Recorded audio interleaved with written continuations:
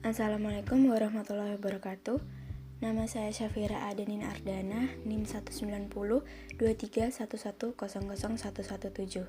Program Studi Ekonomi Pembangunan kelas C, Fakultas Ekonomi dan Bisnis. Dan pada kesempatan kali ini, saya akan memaparkan mengenai pemikiran Ibnu Khaldun dalam perspektif Philosophy of Economic System terhadap mekanisme pasar. Pada materi kali ini, akan dibahas satu persatu mengenai yang pertama, pengertian dari ekonomi Islam. Yang kedua adalah biografi dari tokoh yang bernama Ibnu Khaldun. Dan yang ketiga akan mengulas sekilas siapakah Adam Smith itu. Dan yang keempat menjelaskan mengenai mekanisme pasar. Dan yang kelima adalah persamaan dan perbedaan pemikiran Ibnu Khaldun dan Adam Smith. Pembahasan yang pertama ialah apakah itu ekonomi Islam? Langsung saja, ekonomi Islam ialah suatu ilmu pengetahuan yang berupaya memandang, meninjau, meneliti, yang pada akhirnya menyimpulkan dan menyelesaikan permasalahan-permasalahan ekonomi dengan cara-cara yang islami. Menurut Yuliadi 2001, titik tekan ilmu ekonomi Islam adalah bagaimana Islam memberikan pandangan dan solusi atas berbagai persoalan ekonomi yang dihadapi umat secara umum.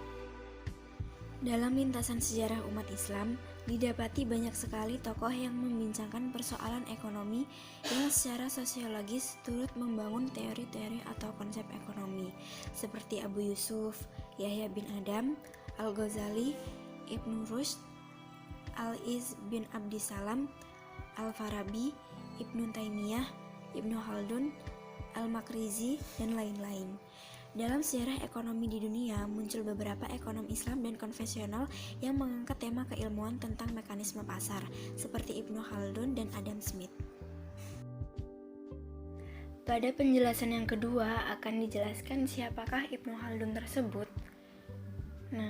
Nama beliau adalah Abdul Ar-Rahman bin Muhammad bin Khaldun Al-Hadrawi, dikenal dengan panggilan Waliyuddin Abu Zaid Qadi Al-Qudat. Ibnu Khaldun lahir pada tanggal 1 Ramadan 732 Hijriah di Tunisia. Beliau bergelar Waliyuddin dan nama populernya adalah Ibnu Khaldun.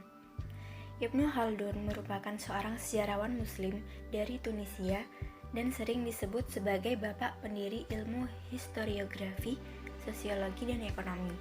Karyanya yang terkenal adalah Muqaddimah. Ibnu Khaldun dikenal sebagai sejarawan dan bapak sosiologi Islam yang hafal Al-Quran sejak usia dini. Sebagai ahli politik Islam, ia pun dikenal sebagai bapak ekonomi Islam karena pemikiran-pemikirannya tentang teori ekonomi yang logis dan realistis jauh telah dikemukakannya sebelum Adam Smith dan David Ricardo mengemukakan teori-teori ekonominya. Selanjutnya pada slide kali ini akan dibahas sedikit mengenai landasan filosofi antara sistem syariat Islam dan ekonomi kapitalis. Tujuan utama dari syariat Islam adalah untuk mewujudkan kemaslahan umat manusia, baik di dunia maupun akhirat. Hal ini sesuai dengan misi Islam secara keseluruhan yang rahmatan lil alamin. Tujuan utama ekonomi syariah adalah merealisasikan tujuan manusia untuk mencapai kebahagiaan dunia dan akhirat atau falah, serta kehidupan yang baik dan terhormat atau al-hayah al-tayyibah. Landasan filosofi sistem ekonomi kapitalisme adalah materialisme dan sekularisme. Dalam sistem ekonomi kapitalis, materi adalah yang paling penting, bahkan dianggap sebagai penggerak utama perekonomian. Dari sinilah istilah kapitalisme berasal, yaitu paham yang menjadikan kapital atau modal atau material sebagai isme. Dan salah satu pelopor sistem ekonomi kapitalis adalah tokoh yang bernama Adam Smith. Pembahasan selanjutnya adalah mengenai siapakah Adam Smith itu. John Adam Smith adalah seorang filsuf berkebangsaan Skotlandia yang menjadi pelopor ilmu ekonomi modern. Karyanya yang terkenal adalah The Wealth of Nations. Adalah buku pertama yang menggambarkan sejarah perkembangan industri dan perdagangan di Eropa, serta dasar-dasar perkembangan perdagangan bebas dan kapitalisme. Adam Smith merupakan ilmuwan kelahiran Skotlandia yang dalam sejarah dianggap sebagai bapak ekonomi. Adam Smith merupakan salah satu pelopor sistem ekonomi kapitalisme. Dan sistem ekonomi ini muncul pada abad 18 di Eropa Barat dan pada abad 19 mulai terkenal di sana. Dalam pembahasan selanjutnya adalah menjabarkan mengenai mekanisme pasar. Mekanisme pasar secara umum adalah sebuah sistem yang menentukan terbentuknya harga yang di dalam prosesnya dapat dipengaruhi oleh berbagai hal. Di antaranya adalah permintaan dan penawaran, distribusi, kebijakan pemerintah, pekerja, uang, pajak, dan keamanan. Dalam proses mekanisme pasar tersebut diharuskan adanya asas moralitas. Nah, dalam asas moralitas ini merupakan persaingan yang sehat, kejujuran, keterbukaan, dan keadilan. Di sini akan dijelaskan sedikit mengenai pandangan mekanisme pasar. Bagi Ibnu Khaldun dan Adam Smith, pasar memiliki sesuatu yang istimewa, yaitu kebebasan. Dalam mekanisme kerjanya, pasar yang bebas akan menghasilkan harga yang adil. Pasar yang bebas akan menyuburkan lapangan kerja. Pasar yang bebas bertujuan meraih keadilan sekaligus kesejahteraan masyarakat umum. Seperti itulah bayangan pasar bebas menurut keduanya. Akan tetapi, kebebasan di sini dipahami dengan definisi yang berbeda oleh keduanya. Baik, selanjutnya saya akan mengulas faktor-faktor yang dapat mempengaruhi proses berjalannya mekanisme pasar. Yang pertama, menurut Ibnu Khaldun, terdapat 4 faktor. Yang pertama adalah teori harga. Menurut Ibnu Khaldun, dalam menentukan harga di pasar atas sebuah produksi, faktor yang sangat berpengaruh adalah permintaan dan penawaran. Yang kedua, nilai teori. Menurut Ibnu Khaldun, tenaga kerja menjadi sumber yang sangat berharga. Tenaga kerja paling penting bagi semua akumulasi modal dan pendapatan. Dan yang ketiga adalah spesialisasi kerja. Bagi Ibnu Khaldun, apa yang dapat dipenuhi dari kerjasama antar individu jauh lebih besar nilai keuntungannya daripada bila dilakukan oleh individu tersebut sendirian, atau spesialisasi dalam berbagai bidang. Dan yang keempat adalah negara.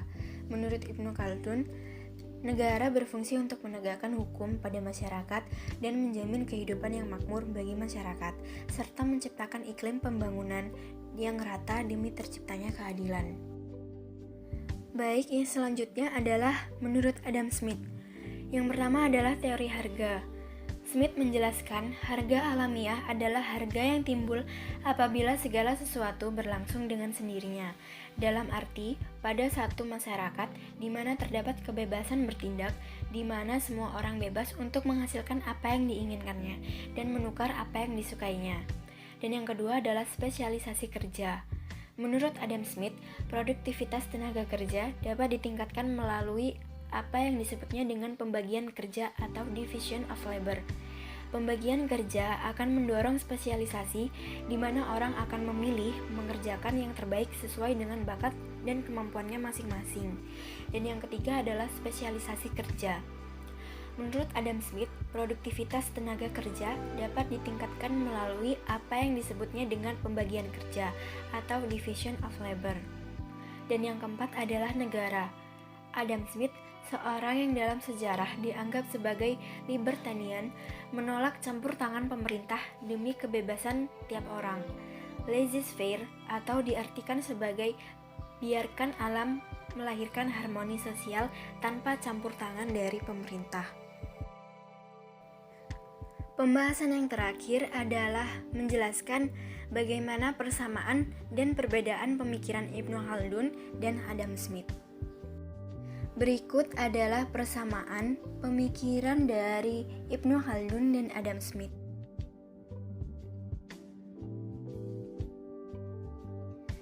Dan yang selanjutnya adalah perbedaan dari pemikiran Ibnu Khaldun dan Adam Smith.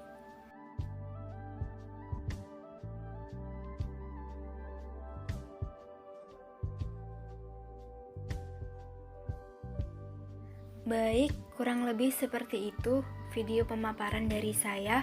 Kurang lebihnya mohon maaf. Thank you for watching. Wassalamualaikum warahmatullahi wabarakatuh.